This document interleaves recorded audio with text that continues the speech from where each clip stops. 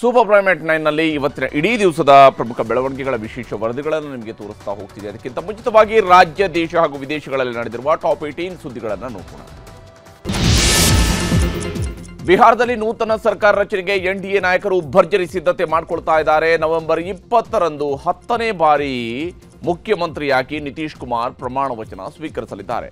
ಪಾಟ್ನಾದ ಗಾಂಧಿ ಮೈದಾನದಲ್ಲಿ ಪದಗ್ರಹಣ ನಡೆಯಲಿದ್ದು, ಇದಕ್ಕಾಗಿ ಸಕಲ ಸಿದ್ಧತೆಯನ್ನ ಮಾಡಿಕೊಳ್ಳಲಾಗ್ತಾ ಇದೆ. ಸ್ಪೀಕರ್ ಸ್ಥಾನವನ್ನ ಬಿಜೆಪಿಗೆ ಬಿಟ್ಟುಕೊಡೋದಕ್ಕೆ ಜೆಡಿಯು ಒಪ್ಪಿಗೆ ಸೂಚಿಸಿದೆ. ಬಿಹಾರದಲ್ಲಿ ಸೋತ ಮತ್ತು ಗೆದ್ದ ಪಕ್ಷಗಳ ನಡುವೆ ಜಟಾಪಟಿ ಜೋರಾಗಿದೆ. ಫಲಿತಾಂಶದ ಬಳಿಕ ಮೌನ ಮುರಿದಿರುವ ಪ್ರಶಾಂತ್ ಕಿಶೋರ್ ಎನ್ಡಿಎ ವಿರುದ್ಧ ಗುಡುಗಿದ್ದಾರೆ.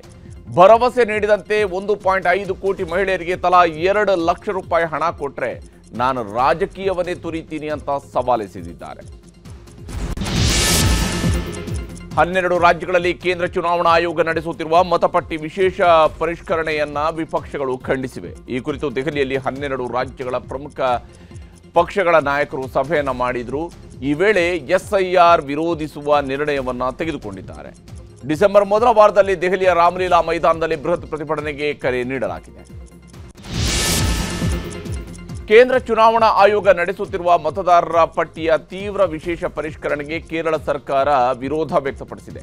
ಪ್ರಕ್ರಿಯೆ ಮುಂದೂಡುವಂತೆ ಕೋರಿ ಸುಪ್ರೀಂ ಕೋರ್ಟ್ಗೆ ಕೇರಳ ಸರ್ಕಾರ ಅರ್ಜಿಯನ್ನು ಸಲ್ಲಿಸಿದೆ. ಕೇರಳದಲ್ಲಿ ಸ್ಥಳೀಯ ಸಂಸ್ಥೆ ಚುನಾವಣೆಗಳು ಹತ್ತಿರದಲ್ಲಿದ್ದು, ಈಗ ಮತಪಟ್ಟಿ ಪರಿಷ್ಕರಣೆ ಸೂಕ್ತವಲ್ಲ ಅಂತ ಕೇರಳ ಹೇಳಿದೆ.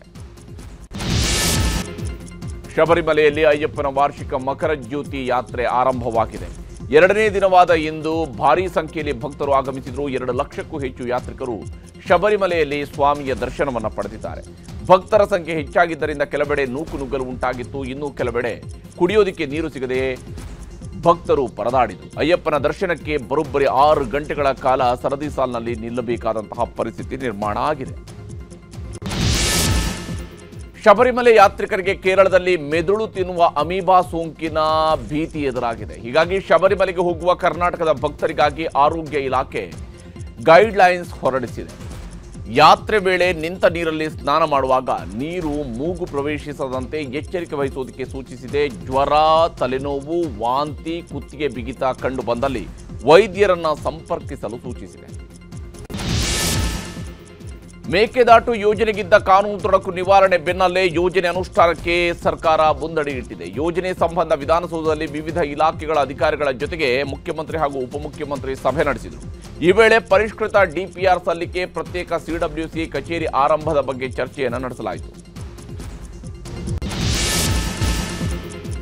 ಅಯೋಧ್ಯೆಯ ರಾಮ ಮಂದಿರ ನಿರ್ಮಾಣ ಪೂರ್ಣಗೊಂಡಿದ್ದು, ನವೆಂಬರ್ 25ರಂದು ಧ್ವಜಾರೋಹಣ ನಡೆಯಲಿದೆ. ಪ್ರಧಾನಿ ನರೇಂದ್ರ ಮೋದಿ, ಆರ್ಎಸ್ಎಸ್ ಮುಖ್ಯಸ್ಥ ಮೋಹನ್ ಭಾಗವತ್ ಸೇರಿದಂತೆ 6,000 ಗಣ್ಯರು ಈ ಕಾರ್ಯಕ್ರಮದಲ್ಲಿ ಭಾಗಿಯಾಗಲಿದ್ದಾರೆ. ಇದಕ್ಕಾಗಿ ಸಕಲ ಸಿದ್ಧತೆಗಳನ್ನು ಮಾಡಿಕೊಳ್ಳಲಾಗ್ತಾ ಇದೆ. ಉತ್ತರ ಪ್ರದೇಶದ ಸೋನಭದ್ರದಲ್ಲಿ ಕುಸಿದಿರುವ ಕಲ್ಲು ಗಣಿಯಲ್ಲಿ 7 ಕಾರ್ಮಿಕರ ಮೃತದೇಹಗಳು ಪತ್ತೆಯಾಗಿವೆ. ಈ ಮೂಲಕ ಈವರೆಗೂ 8 ಮೃತದೇಹಗಳು ಪತ್ತೆಯಾಗಿವೆ. 3 ದಿನಗಳ ಹಿಂದೆ ಸೋನಭದ್ರದಲ್ಲಿ ಕಲ್ಲು ಗಣಿಯ ಒಂದು ಭಾಗ ಕುಸಿದಿತ್ತು. ಅವಶೇಷಗಳ ಅಡಿಯಲ್ಲಿ 10ಕ್ಕೂ ಹೆಚ್ಚು ಕಾರ್ಮಿಕರು ಸಿಲುಕಿದ್ರು. ಉಳಿದ ಕಾರ್ಮಿಕರ ಪತ್ತೆಗೆ ರಕ್ಷಣಾ ಕಾರ್ಯಾಚರಣೆ ಮುಂದುವರೆದಿದೆ.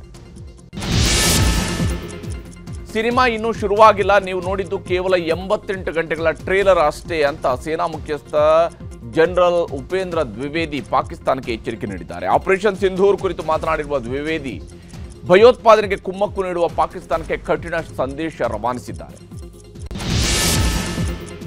ಸೌದಿ ಅರೇಬಿಯಾದಲ್ಲಿ ನಡೆದ ಬಸ್ ದುರಂತದಲ್ಲಿ ಬೀದರ್ ಮೂಲದ ಮಹಿಳೆ ಕೂಡ ಸಾವಿಗೀಡಾಗಿದ್ದಾರೆ. ರಹಮತ್ ಬಿ ಮೃತಪಟ್ಟಿರುವಂತಹ ಮಹಿಳೆ. ಮೃತದೇಹ ತರಿಸಿಕೊಳ್ಳುವಂತಹ ವ್ಯವಸ್ಥೆ ಮಾಡಿ ಅಂತ ಕುಟುಂಬಸ್ಥರು ಕಣ್ಣೀರಿಟ್ಟಿದ್ದಾರೆ. ಮೊನ್ನೆ ನಡೆದಿದ್ದ ದುರಂತದಲ್ಲಿ ಹೈದರಾಬಾದ್ನ ಒಂದೇ ಕುಟುಂಬದ 18 ಮಂದಿ ಸೇರಿದಂತೆ ಒಟ್ಟು 43 ಜನ ಸಾವಿಗೀಡಾಗಿದ್ದಾರೆ. ಗ್ಯಾಂಗ್ಸ್ಟರ್ ಲಾರೆನ್ಸ್ ಬಿಷ್ಣೋಯಿ ಸಹೋದರ ಅನ್ಮೋಲ್ ಬಿಷ್ಣೋಯಿಯನ್ನ ಅಮೆರಿಕದಿಂದ ಭಾರತಕ್ಕೆ ಗಡೀಪಾರು ಮಾಡಲಾಗಿದೆ. ಈತ ಮಹಾರಾಷ್ಟ್ರದ ಶಾಸಕ ಬಾಬಾ ಸಿದ್ದಿಕಿ ಕೊಲೆ ಕೇಸ್ನಲ್ಲಿ ಪ್ರಮುಖ ಆರೋಪಿಯಾಗಿದ್ದ. ಜೊತೆಗೆ ನಟ ಸಲ್ಮಾನ್ ಖಾನ್ ಮನೆ ಬಳಿಯಲ್ಲಿ ನಡೆದಿದ್ದಂತಹ ಫೈರಿಂಗ್ ಕೇಸ್ನಲ್ಲೂ ಕೂಡ ಭಾಗಿಯಾಗಿದ್ದ. ಅನ್ಮೋಲ್ ಮೇಲೆ 30 ಪ್ರಕರಣಗಳಿದ್ದು, ಈತನ ತಲೆಗೆ ಎನ್ಐಎ 10 ಲಕ್ಷ ರೂಪಾಯಿಗಳ ಬಹುಮಾನವನ್ನು ಘೋಷಿಸಿತು. ಅಮೆರಿಕ ಅಧ್ಯಕ್ಷ ಡೊನಾಲ್ಡ್ ಟ್ರಂಪ್ ಅವರ ಗಾಜಾ ಶಾಂತಿ ಯೋಜನೆಗೆ ವಿಶ್ವಸಂಸ್ಥೆಯ ಭದ್ರತಾ ಮಂಡಳಿ ಅನುಮೋದನೆ ನೀಡಿದೆ. ಗಾಜಾದಲ್ಲಿ ಕದನ ವಿರಾಮ, ಪುನರ್ ನಿರ್ಮಾಣ ಮತ್ತು ಆಡಳಿತಕ್ಕಾಗಿ ಅಮೆರಿಕ ರೂಪಿಸಿರುವ 20 ಅಂಶಗಳಿಗೆ ಒಪ್ಪಿಗೆ ಸಿಕ್ಕಿದೆ. ಆದರೆ ಭದ್ರತಾ ಮಂಡಳಿಯ ನಿರ್ಧಾರವನ್ನು ಹಮಾಸ್ ತಿರಸ್ಕರಿಸಿದೆ. ಕಾಂಗೋದಲ್ಲಿ ಲ್ಯಾಂಡಿಂಗ್ ವೇಳೆ ರನ್ವೇನಲ್ಲಿ ಸ್ಕಿಡ್ ಆಗಿ ವಿಮಾನಕ್ಕೆ ಬೆಂಕಿ ತಗುಲಿ ಹೊತ್ತಿ ಉರಿದಿದೆ. ರಿಪಬ್ಲಿಕ್ ಆಫ್ ಕಾಂಗೋದ ಕೊಲ್ವೇಜಿ ವಿಮಾನ ನಿಲ್ದಾಣದಲ್ಲಿ ಈ ದುರ್ಘಟನೆ ಸಂಭವಿಸಿದೆ. ವಿಮಾನದಲ್ಲಿದ್ದಂಥವರು ಪವಾಡ ಸದೃಶ ರೀತಿಯಲ್ಲಿ ಬದುಕುಳಿದಿದ್ದಾರೆ.